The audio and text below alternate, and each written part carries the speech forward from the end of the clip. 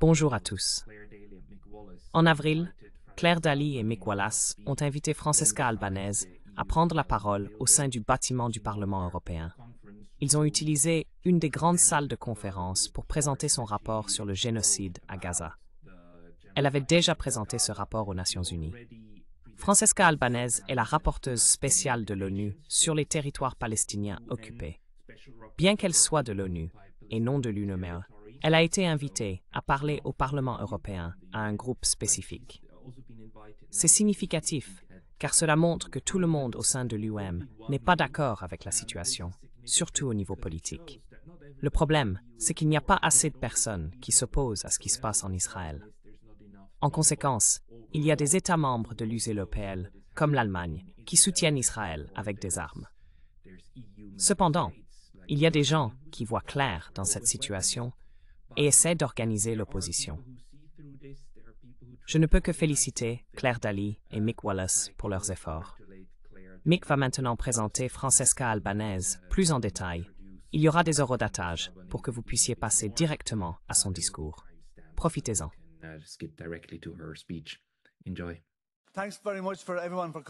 Merci beaucoup à tous d'être venus. C'est formidable de voir autant de personnes ici. Notre première invitée, Francesca Albanese, a été nommée rapporteuse spéciale sur la situation des droits de l'homme dans les territoires palestiniens occupés depuis 1967 par le Conseil des droits de l'homme lors de sa 49e session en mars 2022 et elle a pris ses fonctions le 1er mai 2022. Elle est avocate de formation, spécialisée dans les droits de l'homme. Albanese est chercheuse affiliée à l'Institut pour l'étude de la migration internationale à l'Université de Georgetown, ainsi que conseillère principale sur la migration et le déplacement forcé pour le think tank La Renaissance arabe pour la démocratie et le développement. Elle a beaucoup publié sur la situation juridique en Israël, la Palestine occupée, les réfugiés palestiniens et l'État de Palestine, et enseigne régulièrement et donne des conférences sur le droit international et le déplacement forcé dans des universités en Europe et dans la région arabe. Madame Albanese a également travaillé en tant qu'experte en droits de l'homme pour les Nations unies, y compris le Bureau du Haut-Commissaire des Nations unies aux droits de l'homme et l'Agence des Nations unies pour les réfugiés de Palestine. Ces derniers mois, Francesca a été une voix pour le droit international. Elle a respecté ses responsabilités et nous croyons qu'elle a été un crédit pour son mandat. Un rapport sur la situation à Gaza, publié il y a quelques semaines, intitulé « Anatomie d'un génocide », est une lecture déchirante mais nécessaire. Il doit être lu par tout le monde, surtout par ceux dans ces institutions où nous avons tant laissé à désirer pendant si longtemps pendant cette guerre. Francesca a fait preuve d'un courage incroyable en disant la vérité au pouvoir, une denrée rare de nos jours. Nous sommes honorés de l'accueillir et je lui donne la parole. Merci.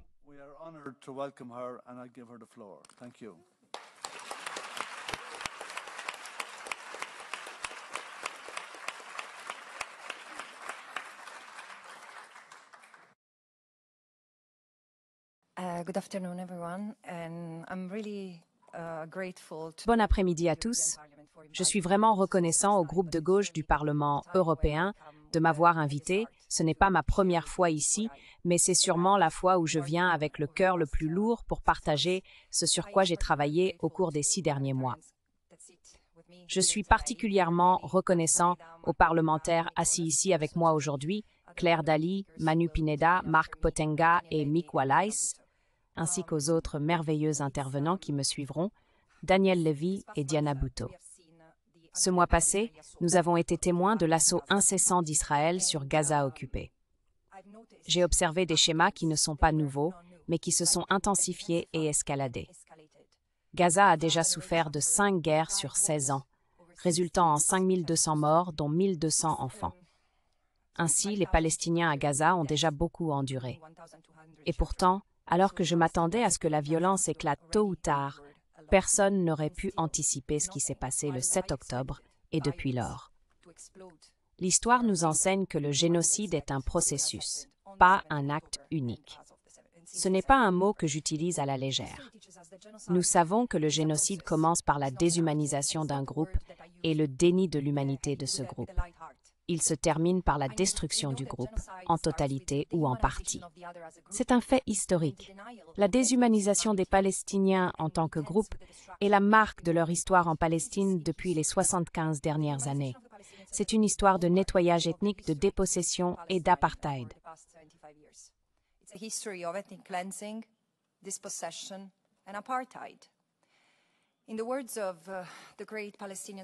Selon les mots du grand érudite et intellectuel palestinien Edward Said, les Palestiniens ont été rendus orphelins d'une patrie il y a 75 ans par la création de l'État d'Israël et ses politiques continues, qui visent indéniablement à effacer leur présence de la terre.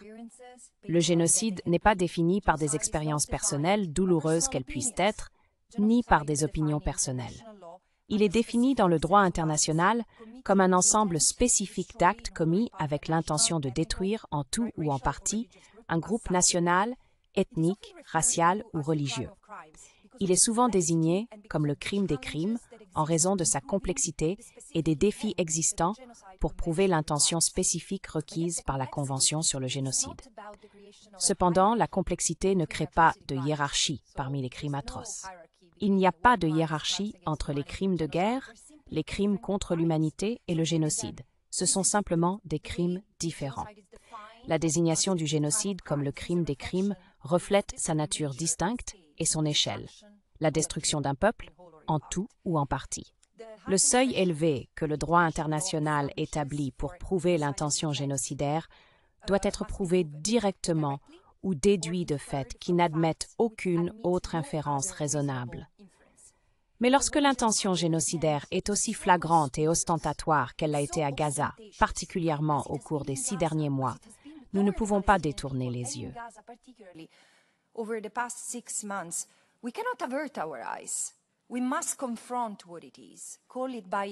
Nous devons affronter ce que c'est et l'appeler par son nom. Nous aurions dû l'empêcher, mais nous n'avons pas été capables de le faire. L'humanité a échoué une fois de plus après le Rwanda, Srebrenica et le Myanmar. Mais alors, le génocide doit être puni.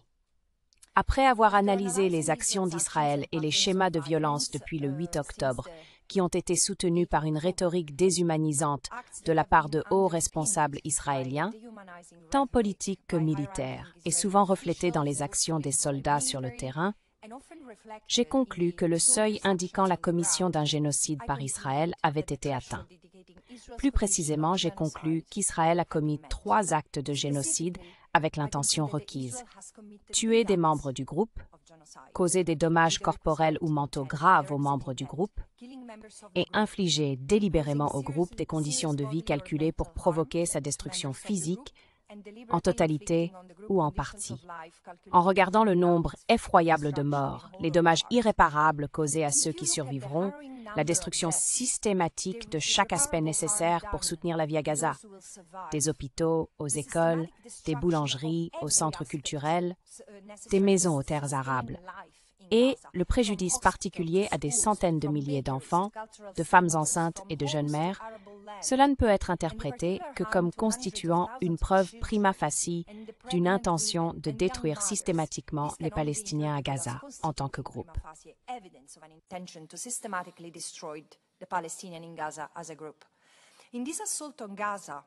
Dans cette attaque sur Gaza, que j'ai mentionnée comme étant la 6e et la plus flagrante en 16 ans, Israël a tué plus de 33 000 Palestiniens, dont plus de 14 000 enfants. Prenons un moment pour comprendre cela. 14 000 enfants. Plus que le nombre d'enfants tués dans tous les conflits mondiaux au cours des 4 années précédant celle-ci. Des journalistes, des médecins, des infirmières, des artistes, des scientifiques, des universitaires, des ingénieurs et leurs familles ont tous été ciblés. Essentiellement, c'est toute une société qui a été visée. Actuellement, plus de 7 000 personnes sont présumées mortes sous les décombres. Les Palestiniens qui restent à Gaza parlent de l'odeur dans l'air. Gaza n'est pas juste un cimetière, c'est un lieu où l'air sent la mort. De plus, il y a 75 000 blessés, dont beaucoup ont des blessures qui changent la vie. Ces blessures sont aggravées par la destruction du système de santé. Tous les hôpitaux ont été détruits et les conditions insalubres se sont aggravées à Gaza au cours des 6 derniers mois. 70% des zones résidentielles ont été détruites. Cela signifie que 70% des maisons sont parties et 80% de la population a été déplacée de force. Des milliers de familles ont perdu des êtres chers, avec des familles entières, s'étendant sur 5 générations anéanties. Beaucoup n'ont pas pu enterrer ou pleurer leurs proches et ont été forcés à la place de laisser leurs corps se décomposer dans des maisons, dans la rue ou sous les décombres. De plus, des milliers de Palestiniens ont été détenus et systématiquement soumis à un traitement inhumain et dégradant.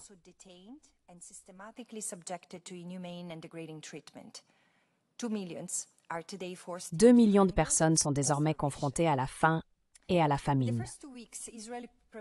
Dans les 2 premières semaines, Israël a empêché toute aide humanitaire d'entrer à Gaza.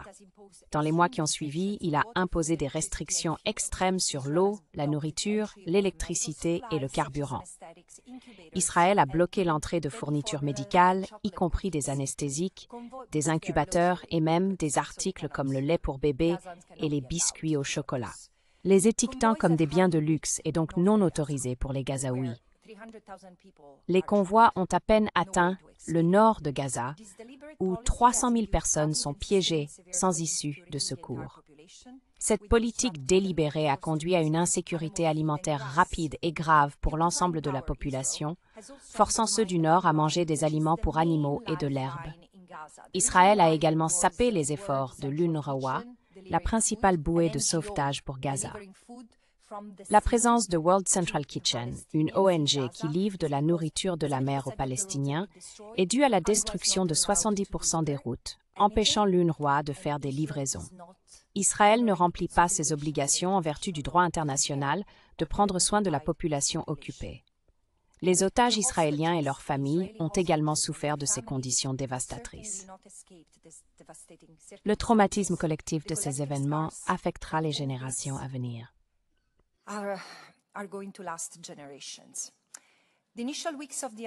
Au cours des premières semaines de l'assaut, les forces israéliennes ont tué environ 250 Palestiniens par jour, avec un large éventail d'armements, y compris ceux provenant d'Europe, ciblant l'une des zones les plus densément peuplées de la Terre.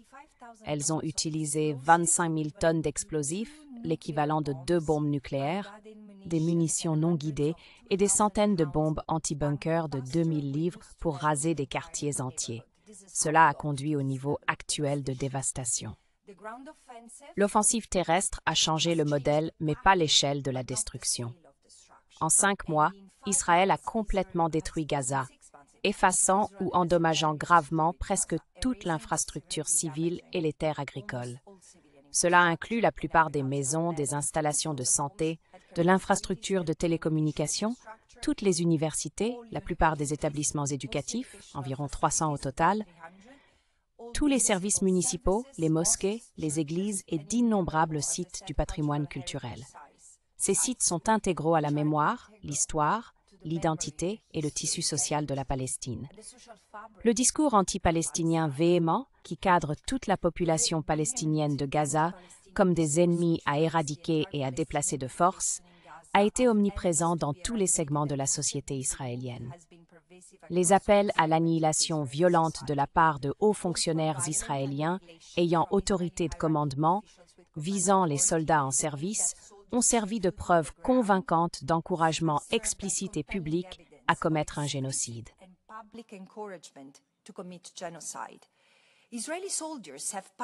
Les soldats israéliens ont publié d'innombrables vidéos se vantant de leur meurtre de familles, mères, enfants et du bombardement de maisons, mosquées et écoles. Des vidéos auto-incriminantes les montrent se moquant et humiliant sadiquement leurs victimes palestiniennes. Ils ont violé non seulement leur intégrité physique et leur droit à la vie, mais aussi leur dignité, leurs possessions et espaces les plus intimes. Ils sont entrés et ont pillé ces espaces et ont profané des cimetières et des lieux de culte.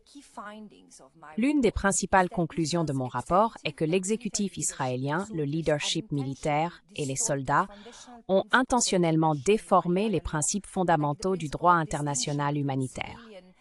Ces principes incluent la distinction entre les objets civils et militaires, entre les civils et les combattants, le principe de proportionnalité dans chaque action militaire et le principe de précaution nécessaire dans toute attaque.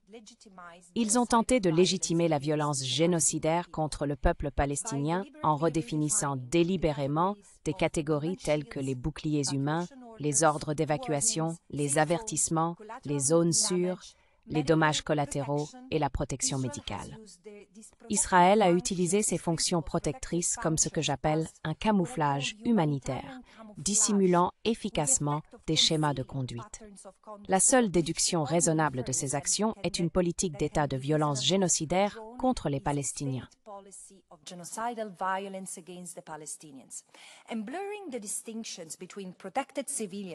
En brouillant les distinctions entre les civils protégés ou les infrastructures civiles et les combattants ou les cibles militaires légitimes, Israël a effectivement caractérisé l'ensemble de la population civile de Gaza comme des boucliers humains, des terroristes ou des complices de terroristes en tant que politique juridique. Cela peut être trouvé dans les documents juridiques qu'Israël a utilisés pour justifier sa conduite militaire. Ceux qui ont réussi à évacuer vers les zones qu'Israël a définies comme des zones humanitaires sûres ont été confrontés à de nouvelles attaques, et leurs morts et blessures ont été justifiés par Israël comme des dommages collatéraux. En affirmant à plusieurs reprises que le Hamas a utilisé des hôpitaux comme centres d'opération, Israël opère sur le principe que répéter un mensonge suffisamment souvent le fera croire aux gens, et certains politiciens semblent le croire. Israël a utilisé le prétexte du droit humanitaire pour caractériser tous les civils et toutes les infrastructures vitales à Gaza comme ciblables, tuables et destructibles. Israël a tenté de légitimer la dévastation de l'infrastructure médicale de Gaza, ce qui a conduit à potentiellement des milliers de décès supplémentaires, des blessures changeant la vie et des traumatismes. Considérez combien d'enfants et d'adultes ont amputé parce que leurs blessures ne pouvaient pas être traitées, souvent sans anesthésique.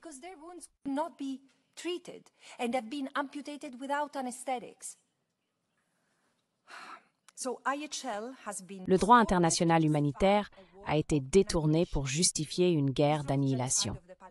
Les actions d'Israël contre les Palestiniens à Gaza représentent une escalade dans un processus de longue date de colonialisme de peuplement visant à les effacer. Depuis plus de 76 ans, ce processus vise à étouffer le peuple palestinien sous tous ses aspects, démographiquement, culturellement, économiquement et politiquement.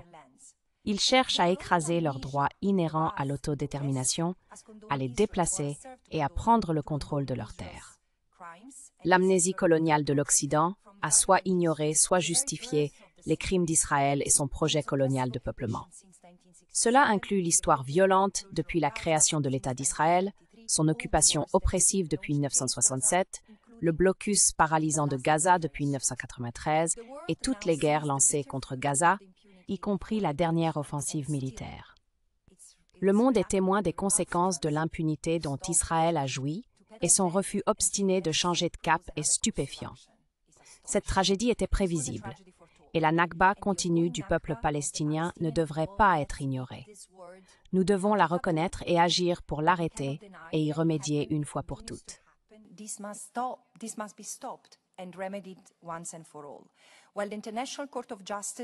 Alors que la Cour internationale de justice devra délibérer et que la Cour pénale internationale devra enquêter, il est de ma responsabilité de rappeler aux États membres, comme je l'ai fait au Conseil des droits de l'homme, que la Convention sur le génocide inclut une norme de jus cogens et des obligations erga omnes de prévenir la commission de génocide. C'est une réalité que la Cour internationale de justice a reconnue comme plausible il y a 3 mois.